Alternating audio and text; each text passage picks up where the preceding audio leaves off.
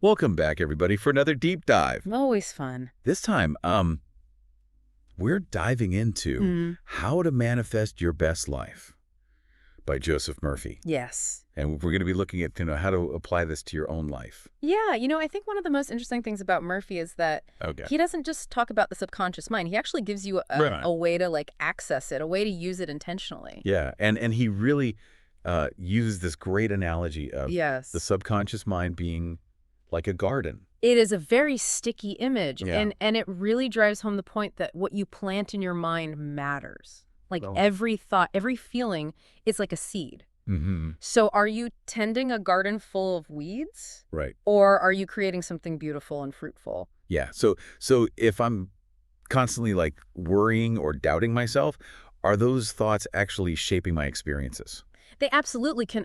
Murphy argues that the subconscious doesn't judge. Sure. It simply responds to what it's given. So if you're feeding it negativity, Mhm. it'll manifest those experiences. But the flip side is also true. Okay. When you cultivate positive beliefs and expectations, your subconscious will work to bring those into reality. So then how do we actually change those deeply ingrained thought patterns? Yeah. I mean, some of us have been weeding that mental garden for years and years. Well, that's where Murphy introduces these techniques for reprogramming your subconscious. Okay. These terms like affirmations, visualizations, and autosuggestion. Right. Those are pretty common terms in the personal development world.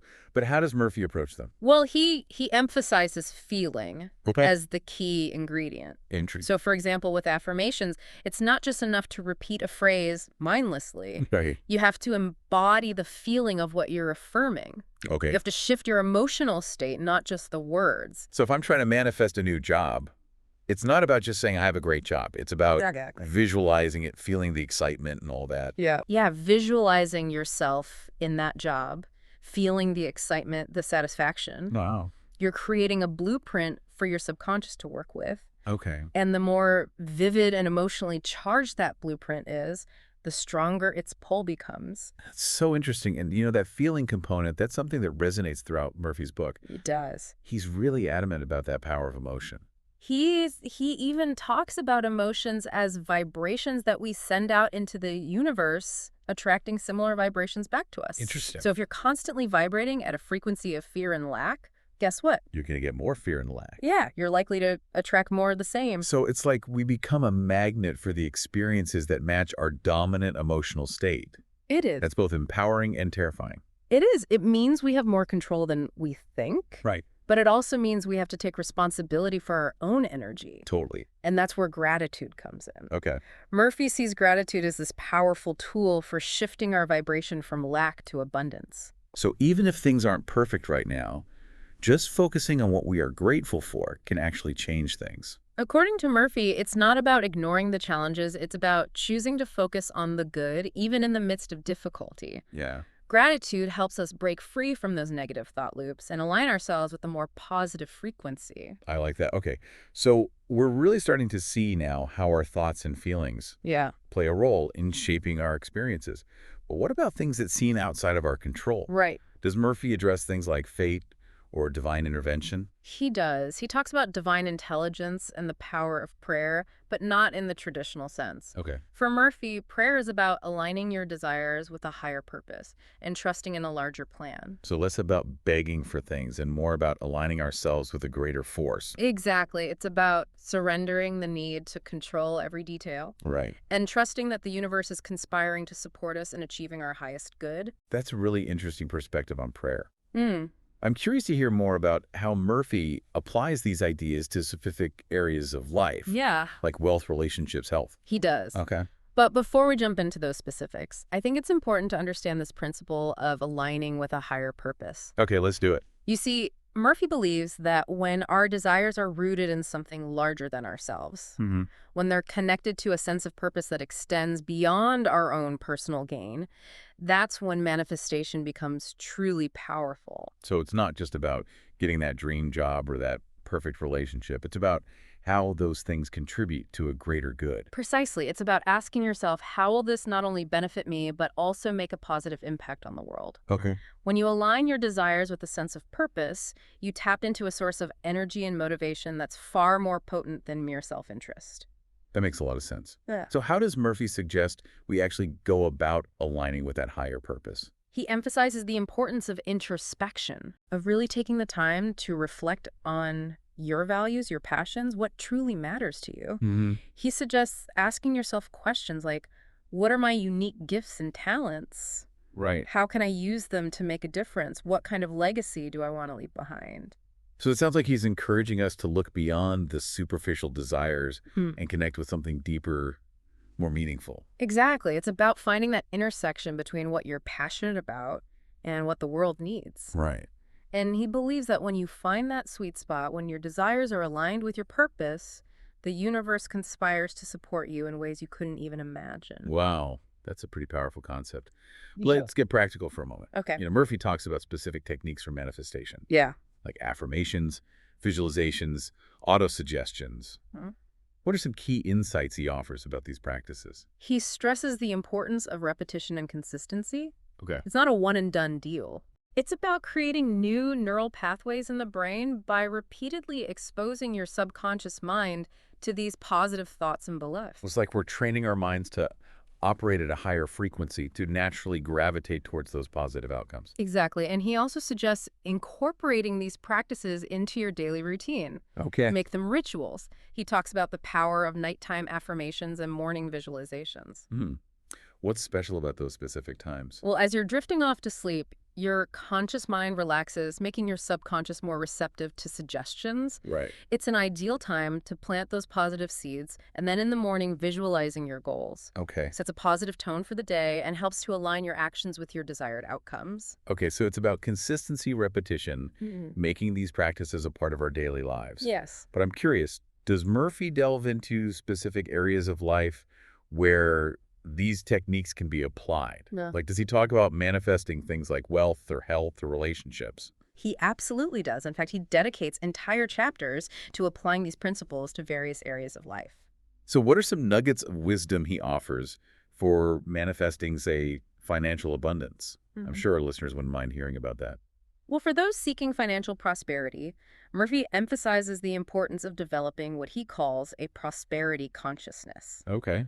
It's about shifting your mindset from scarcity to abundance, seeing money as this ever-flowing energy that responds to thoughts of plenty rather than lack. So instead of focusing on bills and debt, we should be focusing on the feeling of having more than enough. Precisely, it's about cultivating this deep inner knowing that you are worthy and deserving of abundance and then acting from that belief. Okay. He also talks about the importance of generosity, of giving freely and joyfully, as a way of affirming your faith in the infinite supply of the universe. It's like giving becomes a way of demonstrating our belief in abundance, which then attracts more abundance back to us.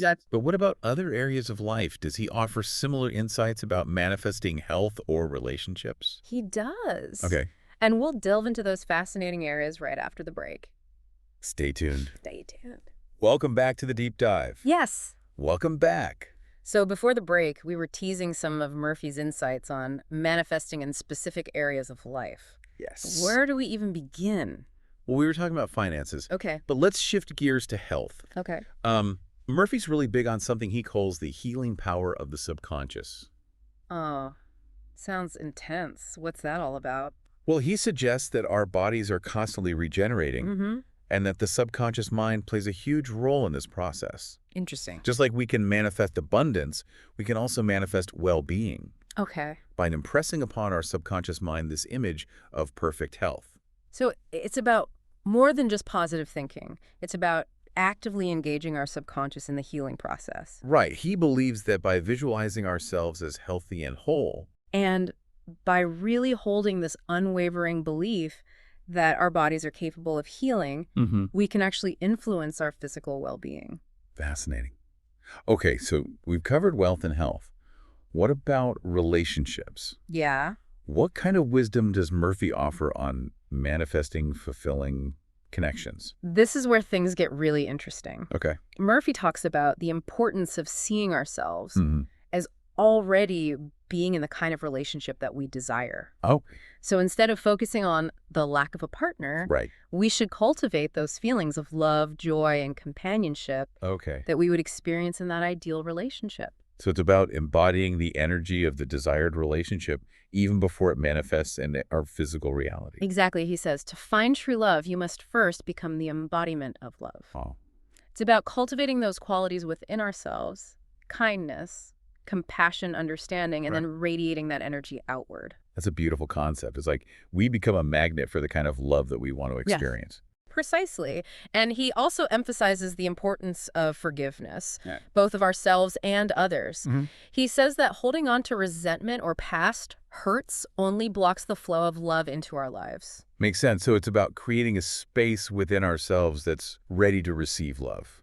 And that applies to all areas of life, whether it's abundance, health relationships, or career success. Mm-hmm. It's about aligning our inner world with the reality that we want to experience. This has been such an eye-opening deep dive into the world of Joseph Murphy and his teachings on manifestation. Yes. We've covered so much ground, from the power of the subconscious mind to practical techniques and specific applications. And remember, this is just a glimpse into the vastness of Murphy's work. Right. How to Manifest Your Best Life is a treasure trove of insights and wisdom just waiting to be discovered. So if this conversation has sparked your curiosity, we highly encourage you to pick up the book and embark on your own journey of exploration.